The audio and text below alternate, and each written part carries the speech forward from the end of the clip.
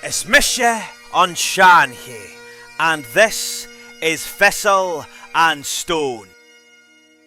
The wind that lashes the Cuimhnich never sleeps. It screams across the minch like a bean-she foretelling sorrow. And on the black cliffs of Skye, it has carved the faces of gods older than any crown. There, where the sea gnaws the stone and the mist is thick with voices, the MacLeods stood for 800 years. Guardians of Dunvegan, keepers of the fairy flag, last wardens of the Gaelic soul on an island that still belongs to the otherworld. This is their skule. Is mise on Seanchaidh, and this is Thistle and Stone. Long ago, a MacLeod chief wed a princess of the Cuimhnich.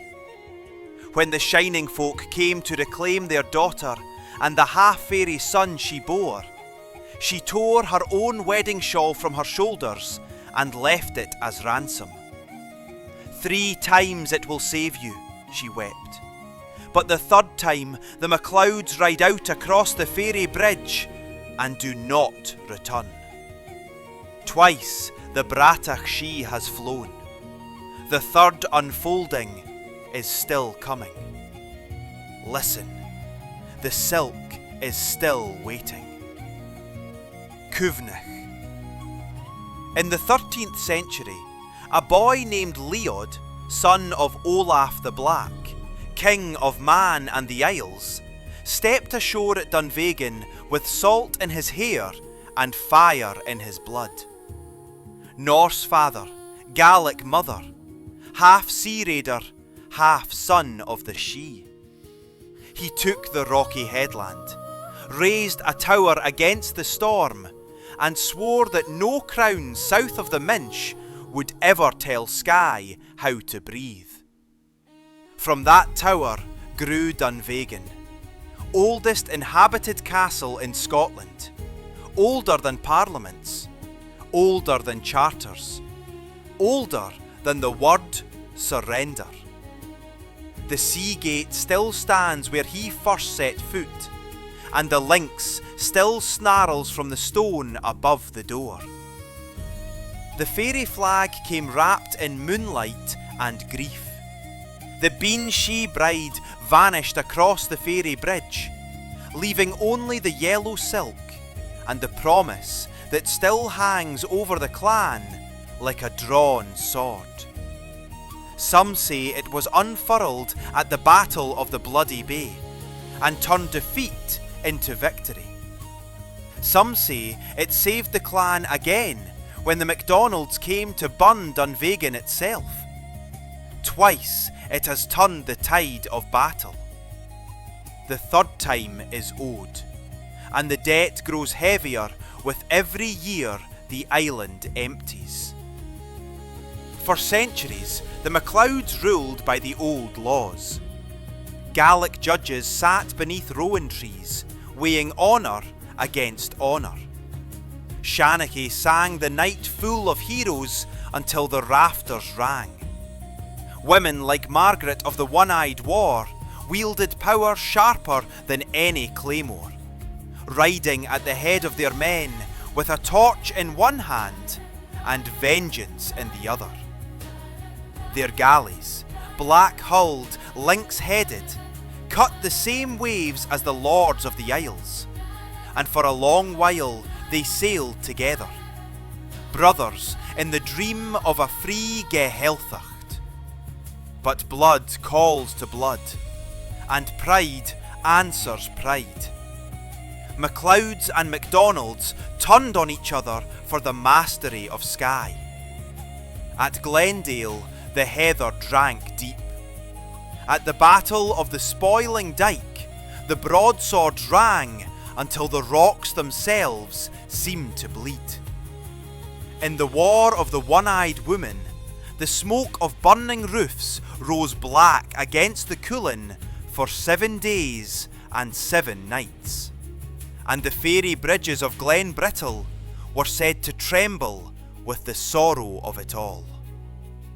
While the broadswords rang, Campbell scribes in Edinburgh wrote fresh grants for whichever clan knelt first, and the old dream cracked a little more with every stroke of the quill. When the Jacobite star rose, the clan cracked like a broken claymore. Norman MacLeod of Dunvegan, the 22nd chief, kept the castle for Hanover and sent redcoats against Prince Tiarlach. Yet hundreds of his own slipped away. MacLeods of Rassay, of Waternish, of the misty Corries, marching behind the fairy flag's legend to Culloden and beyond. The chief saved his walls, the people saved their soul, and the pipes that wailed on Dromossie Moor still echo in the corries of Skye when the mist lies thick. Then came the sheep and the silence. 1841 to 1854. Waternish, Bracadale, Dureenish, cleared by factors who bore the MacLeod name. The Hercules, the Sillery, the Georgiana left Skye heavy with MacLeods who had once carried the Bratach She in their hearts. They stood on the decks with the Cuillin at their backs and the tears on their faces, and the fairy flag did not sail with them. It steeches behind, watching over an island growing emptier by the year, and the silence never troubling. Today, a croft and row o' Gor Edinbane that once rang with Gaelic cradle songs sells for $750,000 to a trust that has never heard peat smoke or the Cuillin wind. The ridge above Dunvegan that once carried watchfires for the lynx-headed galleys now wears turbines and Sitka, owned by men who do not know whose bones sleep beneath them. The third unfolding is here, and it is quieter than any battle ever fought on Skye. Yet Dunvegan endures. The castle still stands on its rock, walls thickened by 8 centuries of storm and sorrow. The fairy flag still hangs in the drawing room, thin as a ghost, bright as defiance. The MacLeods are scattered, from Harris to Cape Breton, from Glasgow to Melbourne. But every one of them knows the road home ends at that sea gate, where the lynx still snarls above the door. You will still hear their pipes in Trotternish on a winter's night when the mist lies low. You will still meet a MacLeod in Calgary or Sydney who can recite 20 generations without a stumble.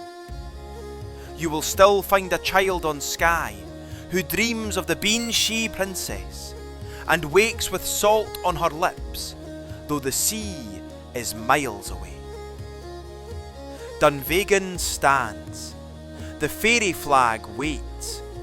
Twice it has saved the clan. The third time is not a battle of broadswords.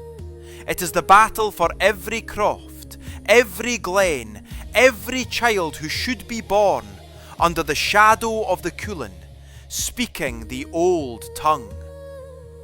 The Dunya are watching. The sea is watching.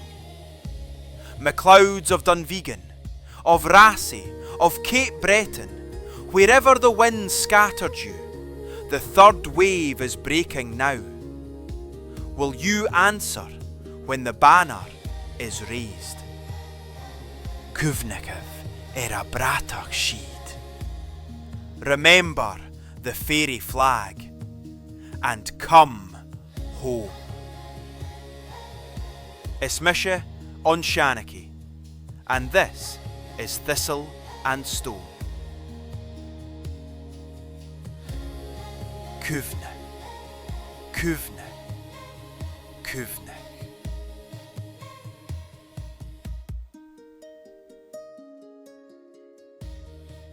Cuimhnich. Falche, Gu, Cuimhnich. The memory lives until next time. Cuimhnich!